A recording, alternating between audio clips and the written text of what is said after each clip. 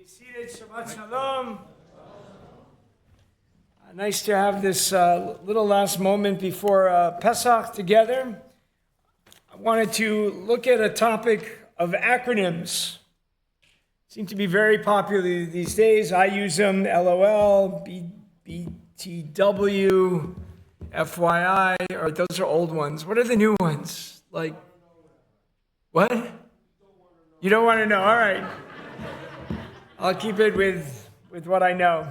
Acronyms, of course, have been pretty popular in our tradition, and they were certainly helpful. We just sang the Ashrei that Bailey beautifully led us, right? An easy way to remember a prayer through an alphabetical acrostic, especially at a time where there weren't prayer books and there weren't ways to remember things. And so we have a lot of acronyms in our tradition. One from the Haggadah. Tzav, Adash. Okay, excellent. So those are the 10 plagues. In case you couldn't remember the plagues, try to remember the acronym. Now, of course, in that case, the acronym is harder to remember than the actual plagues, so it doesn't always help. My favorite one going back to 8th grade was studying the Mishnah on Masechet Pesachim, the Mishnah dealing with Pesach, the 10th chapter of the tractate of Pesachim, which we got a chance to learn from Rabbi Willis on Thursday morning at the Siyum, has in it the discussion about Kiddush. And there's all kinds of ways you could make Kiddush, and then how you make Havdalah. Now, we know for a regular Shabbat, there are a few blessings, like four blessings for Havdalah. What are they? We're doing it over wine traditionally, although if you want, you can also make it over other beverages, just not water. Okay, so we have our wine, we have our spices, we have our candle, and then we have the actual Havdalah marking this distinction in time.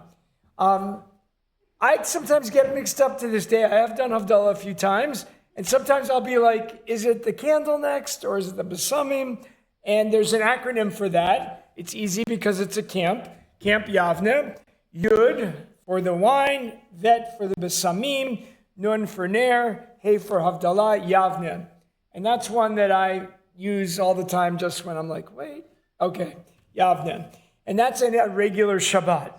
But we have a little bit of a problem tonight because we're making a Havdalah, but we're starting a holiday. So we're not just making a separation of the end of holy time, but we're also ushering in new holy time. So I'm going to send around some sheets going through the acronym in the way that we look at this in a few different directions. I'll just give away the answer quickly, which is the acronym for tonight is YaKNeHaZ. And it's such a great word, and it's unforgettable as opposed to Tzav, in that whole situation. YaKNeHaZ, you'll see in the sheets, became famous for Jews living in Germany because it sounded like the German words that mean a rabbit hunt. What are the words again? YaKNeHaZ, I think it is. But in any case, and so I put in some pictures from Haggadah, but I want to start with the basic question of, right, why is this the order? Tonight's all about an order, a Seder. And so why is this the order for Saturday night? You see Yain, Kiddush, Ner, Havdalah, and then Zman. Shechianu Zman, sacred time that we use when we reach a new occasion for the first time each year. So the first question is, and by the way, the Talmud has a lot of struggle with this. As a matter of fact, it comes with 8 different permutations of how to order these blessings, as they really try to figure out how we're going to move from Shabbat into a holiday and not get totally lost in it. And sometimes they even leave out Shechianu because they're like, wait a second, it's not really a new holy time because we've already been in holy time of Shabbat. About a third of the options totally leave out Shechianu.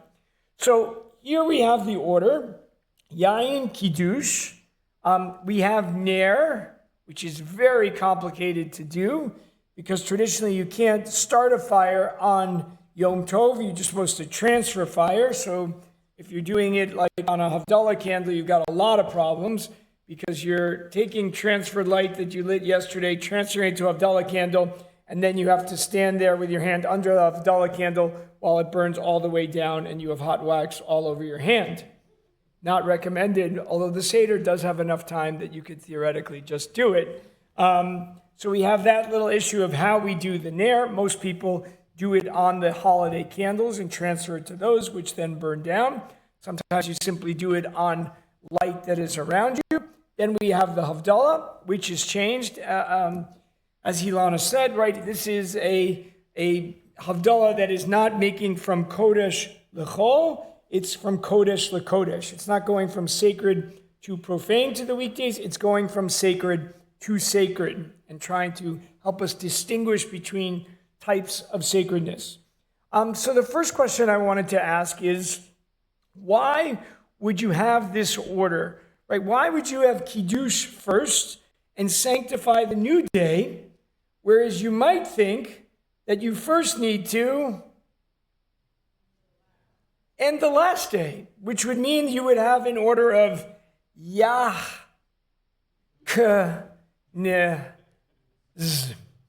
right? That would switch the order. Or maybe you would think the Ner, the candle, if it's the end of Shabbat candle, it should be YaKNeHaZ. Or maybe you would even move the Z to somewhere else. So let me ask you the question. Why is the Kiddush first? No wrong answers because, as I just told you, the rabbis can't even come up with an answer easily. Marty. Okay, otherwise there would be a gap. Let's flesh that out a little bit more. Okay. No gap. Very nice. I never thought of that answer. Marty's saying, right, there's no gap. If you make Havdalah, there's like a moment where you're in limbo. You don't know where you are. Are you in Shabbat? Are you in the Chag? Everyone just runs in circles not knowing what to do until you make Kiddush. Okay, so this way you go smoothly, no moment without holiness, which is in fact what we do because there is no gap, right? And even this morning, for those of us who were here earlier, we went in and made Kiddush and Motzi already, right? So that we were done with Chametz. There's no gap. The two Shabbat and holidays overlap and are intertwined. All right, some other folks. Why would we make Kiddush first? So we can have some wine before we drink the first cup. This actually is the first cup. This is the first cup. And so I'll ask a question on that. Why is the blessing for wine sometimes at the beginning of the situation of a Kiddush? There is an example in the Seder where the blessing of wine is after the other blessing that you add. A little sneak preview to tomorrow's shiur. I'll be inviting us to consider that blessing at the end of the Magid portion over the second cup of wine, where the text of that blessing comes first and then the wine. So I don't want to give away all my cards on that. Okay, so that's for tomorrow. Why else? Why would we go with Kiddush first? Yeah, Sharon.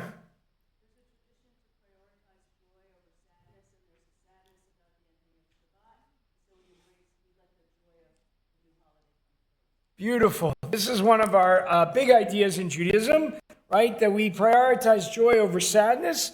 The rabbis knew that it's easier to kind of slip out of joy and go into sadness. We have this famous case, as we've talked about before, right? A wedding procession and a funeral procession get to the main intersection of a town at the same time. And the Mishnah says, even though burial, right, you'd expect to come first because burial is supposed to be done immediately, the wedding procession goes first because we prioritize joy and therefore get us right into Kiddush of Pesach and then acknowledge that this time is a little bit different, right? Which of course is holier, Shabbat or Pesach? Shabbat. No discussion there. Shabbat is by far holiest, even though more people will observe the Passover Seder than Shabbat. Okay. Other ideas. Well, I'll give you Rashbam's idea. A medieval commentator, Rashbam, quotes Rav from the Talmud, and he says it has to do with one of our favorite principles when we have two sacred moments coming together, right? All the time we have Shabbat and holidays coming together, and we have blessings about them. And in all those discussions, pick like Musaf that we're about to recite in a few minutes, it lists the Shabbat sacrifices, and it lists, right? It will list, when it's like Rosh Chodesh or Pesach, right? When those overlap, it will then list the holiday sacrifices second. And so it's prioritizing Shabbat, and it uses the principle of Tadir v'sheino Tadir, right? The rabbis wanted to say something that is common is more special than something that is less common, which is really hard for all of us, certainly for me, to wrap my hands around. When something that comes once a year feels much more special. Maybe it's true for you. Tonight feels different. Pesach feels different. Family is here, right? We're having a different kind of moment. But the rabbis say, stop, and it's what you do every single morning, every single day, which is much harder. That's actually what's more important. And this is certainly something incredibly difficult, but incredibly powerful, right? It is the things that are most common, the people you see most often, the relationships that are usual, that actually take precedence, right? If I'm going to meet one of my favorite baseball players, I'm going to meet Francisco Lindor. Really seems like a really nice guy. I'd be very excited. That would be like a really special day. And the tradition says, no, actually, I should be more excited. And actually, I am when my kids come home for Pesach. And that's Tadir, and that's more common. All right, that's Rashbam's answer. And so he says, let's mention Shabbat. Let's mention the Chag. In this case, what is less common, right? Tadir v'sheino Tadir. In that Kiddush, Shabbat is mentioned first before, not Shabbat. The holiday and the mention of the holiday is common. So when you have two blessings, Rav says you do the frequent one more common. So instead of going through time, Rav says Kiddush becomes prioritized because we welcome in sacred moments over bidding farewell to old ones. And Rav says that we finish Havdalah in then the order that we usually say it. Of course, there's a disagreeing person, which is Shmuel, whose opinion we don't follow. He says, fine, do the wine first, but then he says that you should then, he says, don't do the Kiddush first. He says, make the blessings in order of Havdalah, YaKNeHaZ, and then put in the Kiddush, and we don't follow him. He says we put this principle of Tadir Kodem in all the cases. So because we're ending Shabbat, which happens more often. All right, let's take a look at our mnemonic as it played out in Germany in the 1500s. How was Germany for Jews in the 1500s? Well, how was it in the 20th century? Not good, right? So a lot of places, Jews didn't always have a great time.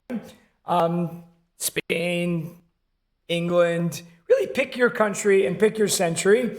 We often were not having a good time, or we were thrown out, or, let's go to the Crusades. Really horrible times for Jews. But we still try to have a little bit of fun with it. So you see the acronym, as I wrote in the middle of the page, is somewhat similar to the German expression YaKNeHaZ, which means hunt the hare. Long before Bugs Bunny said, I'm hunting wabbits, which I always found strange because he was a rabbit. But nonetheless, what? Elmer Fudd said it, but it was in Bugs Bunny. Yeah, okay, right, he said it. It's been a while since I consumed that television. Medieval Haggadot would have this scene.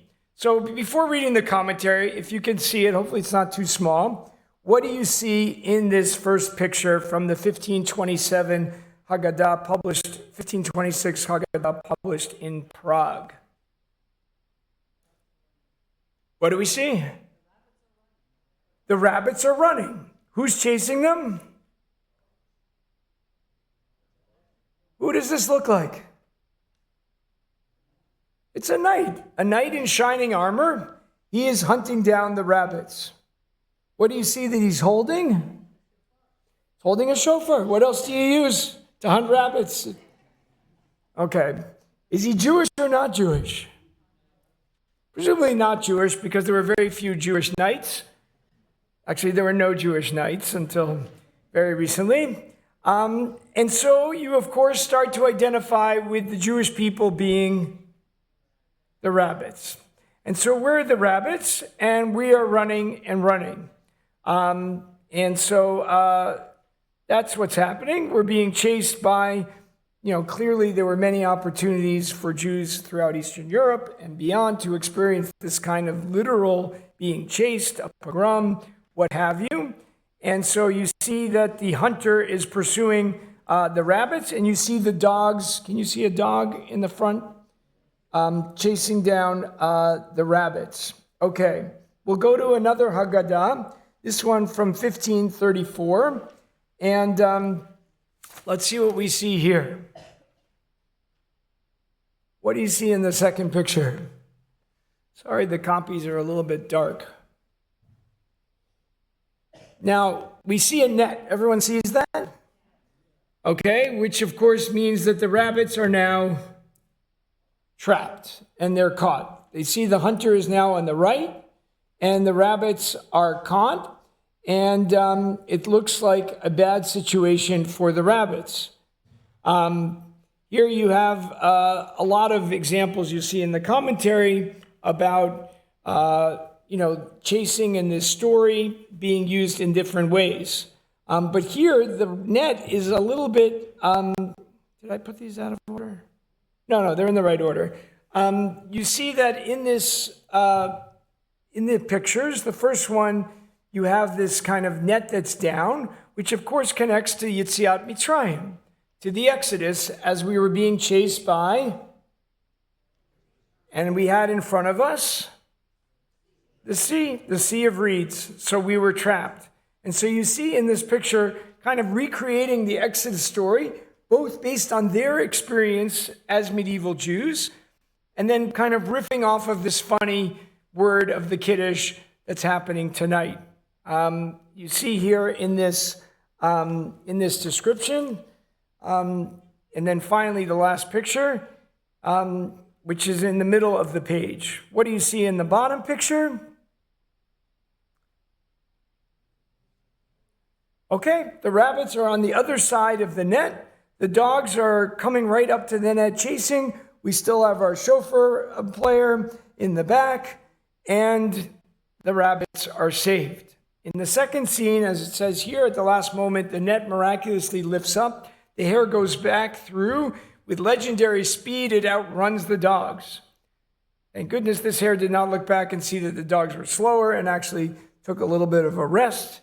But in any case, the hare as a symbol of the Jewish people in Haggadah illustrations has an interesting parallel to Brer Rabbit in the Uncle Remus tales, who always manages by quick wits to thwart the designs of Brer Fox and Brer Bear to have them for supper. Obviously, this is Bugs Bunny, and obviously riffing off of that. Brer Rabbit can be interpreted as a symbolic representative of slaves who pictured themselves as outsmarting their slave masters. Jews could see themselves in Europe as rabbits that needed speed and agility. We do need speed and agility too. And quick wits and strategy to avoid as best as possible the anti-Semitic plans for our destruction. The Golem is a fantasy in the same vein. Eve Bunting wrote an allegorical children's story about the Holocaust terrible things, and it is Little Rabbit who survives. As for the rabbit being a non-kosher animal, which therefore seems strange to make a Jewish symbol, it's pointed out that the lion, as in the Lion of Judah, right, is also not kosher, but conveys a very different symbol. The rabbit, one very weak and just can run, and the lion being a strong one. So I'll leave you with this image, which is that the Jewish people are sometimes on the run, but we often have a good sense of humor and wit to save us. And the fact that the Jews who were writing these Haggadot and were experiencing this kind of hatred and could still have a little bit of fun with it and weave it into the term for the complicated Kiddush means both that I think in the face of difficult times, what is really helpful is to still have a good sense of humor, to look at things in perspective, and sometimes be ready to run. I hope you all remember this acronym and get to use it tonight at your Seders. Chag Sameach, Shabbat Shalom. Actually, it should be Shabbat Shalom, then Chag Sameach. I'll invite the